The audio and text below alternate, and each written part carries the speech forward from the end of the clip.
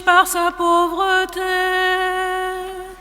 Alléluia, Alléluia, Alléluia, Alléluia, Alléluia, Alléluia, louange à toi, Seigneur Jésus.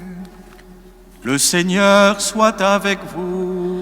Et avec votre esprit. Évangile de Jésus-Christ selon saint Luc. Gloire à toi, Seigneur. En ce temps-là, Jésus disait à ses disciples en parabole, « Un aveugle peut-il guider un autre aveugle? Ne vont-ils pas tomber tous les deux dans un trou? Le disciple n'est pas au-dessus du maître, mais une fois bien formé, chacun sera comme son maître.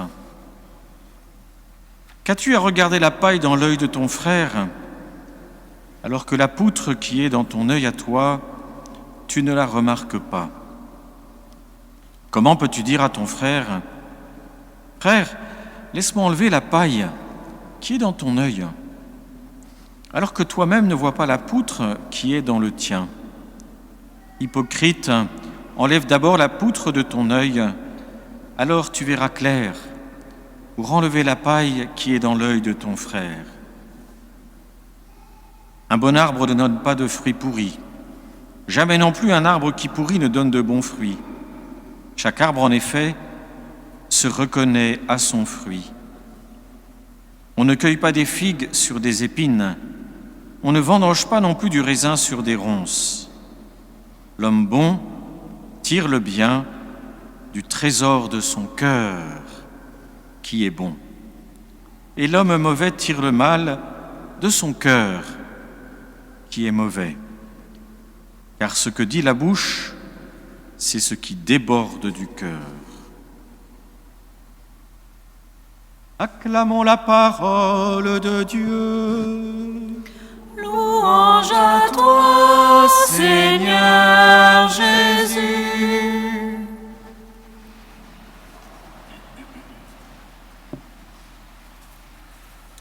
Après un week-end, le week-end dernier, si riche en enseignements sur l'adoration, la prière, l'oraison, après tant de moments pour nous approcher, nous nourrir, voilà que l'évangile d'aujourd'hui nous plonge dans la réalité du combat spirituel. Combat spirituel, ça n'est pas simplement d'avoir des armes et de se battre. Combat spirituel, pour un chrétien, demande d'avoir du discernement.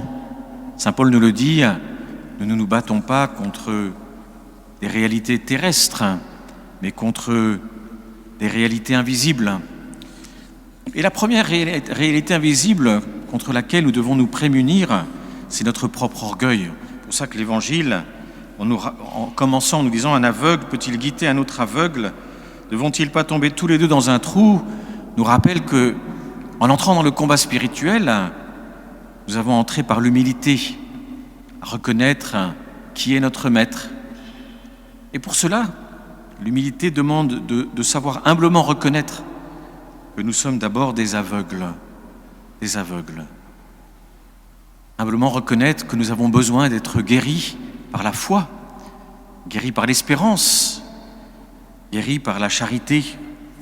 C'est un chemin, et que sur ce chemin, une fois bien formés, nous pourrons être comme notre Maître.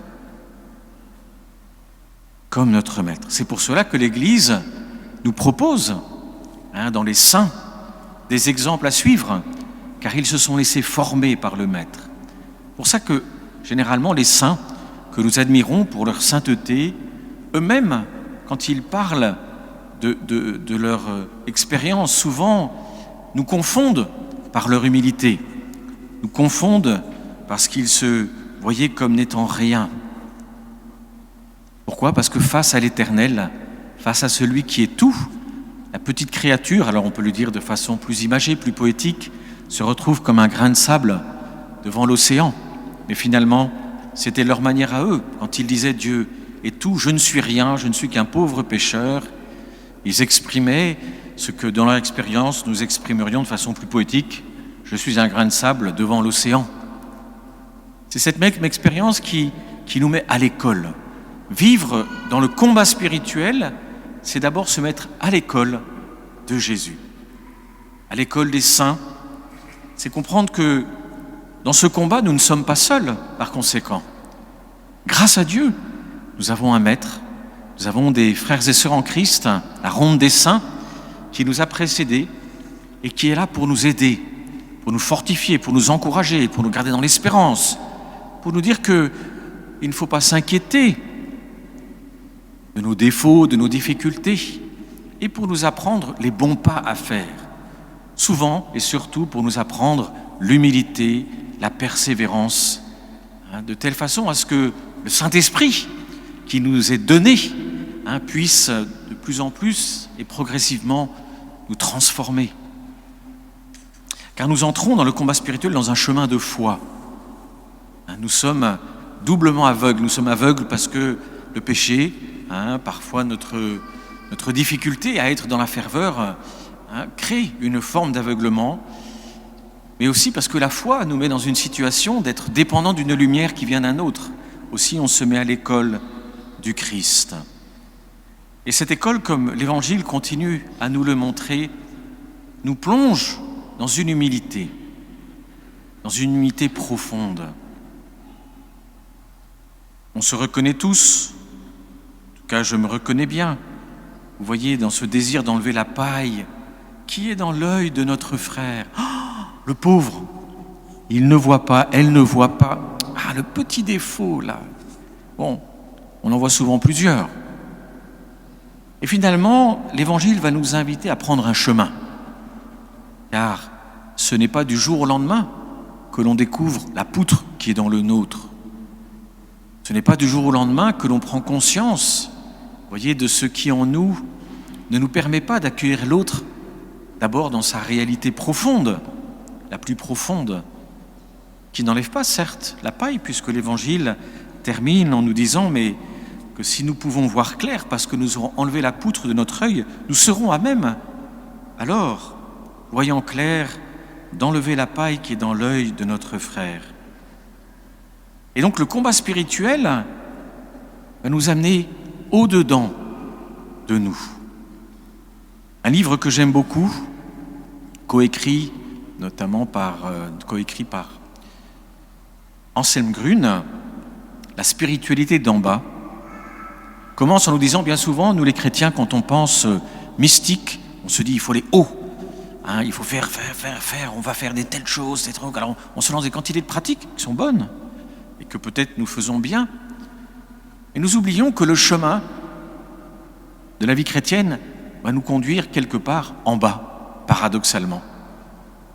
Cela nous rappelle l'Épître aux Philippiens. Le Christ s'est abaissé, Dieu l'a élevé. Jésus nous le dit aussi dans l'Évangile. Et alors, dans ce livre, Anselm Grün prend une image qui est fort intéressante, me semble-t-il, et sur laquelle on peut méditer. Il prend l'image d'une tour dans laquelle ceux qui se réfugient sont obligés de monter tout en haut du donjon, et parce qu'ils entendent des hurlements sauphages en bas des escaliers, finissent, ne pouvant plus redescendre, par se jeter par-dessus. Le conte, plutôt maussade. Et alors il le décrypte de la façon suivante, en le plaçant dans le contexte de la vie spirituelle. Il dit toujours, dans notre vie spirituelle, on a toujours tendance à se réfugier en haut. Et on veut aller vers le haut, on veut s'élever, on veut aller vers les choses qui sont belles, qui sont grandes, qui sont hautes, et d'autant plus que notre réalité peut être tout à fait différente. Et nous entendons, quelque part au fond de nous, toutes ces autres réalités dont on ne peut pas parler, on ne veut pas parler, donc on ne veut pas trop voir, ou qu'on préfère oublier, sont nos péchés, nos défauts, nos tendances, tout simplement parfois des choses qui nous habitent, dont on ne sait pas très bien ce qu'elles sont, pourquoi on réagit ainsi, pourquoi est-ce qu'on se met en colère de cette façon-là, pourquoi est-ce qu'on est si rancunier, pourquoi est-ce qu'on n'a jamais réussi à sortir d'une forme d'indifférence, parfois des choses qui nous accompagnent depuis longtemps. Et alors l'homme du conte, un homme dans ce conte, va avoir l'idée de descendre voir les animaux. Puis il va rencontrer des gros chiens et il va les apprivoiser. Et alors, comme dans tous les contes, ça se termine bien. Dans tous les contes, cet homme va aller, en apprivoisant les champs, en faisant ses amis de ces chiens, leur permettre à un moment donné qu'ils le conduisent vers un trésor. La partie est sauve. Et alors Anselme Grün de conclure, quand nous acceptons de faire face à ce que l'on appellerait, vous voyez, dans le langage courant, nos vieux démons, ces défauts, ces tendances, ces choses que nous ne comprenons pas, qui nous font un peu peur, ces poutres qui sont cachées, que l'on n'identifie pas, eh bien, en les apprivoisant, ils deviennent nos amis. Et pour nous, on dirait, elle nous amène à ce trésor qui est celui de la miséricorde, de la rencontre avec le Christ, de l'expérience de l'amour de Dieu que rien ni personne ne pourra jamais nous enlever. Autrement dit, le combat spirituel qui est pour nous conduire dans les ours vives de la grâce n'est pas, vous voyez, ce qui dans notre imaginaire facilement se représente par une espèce de montée, vous voyez, de vertu en vertu, mais au contraire, l'humble descente dans notre réalité.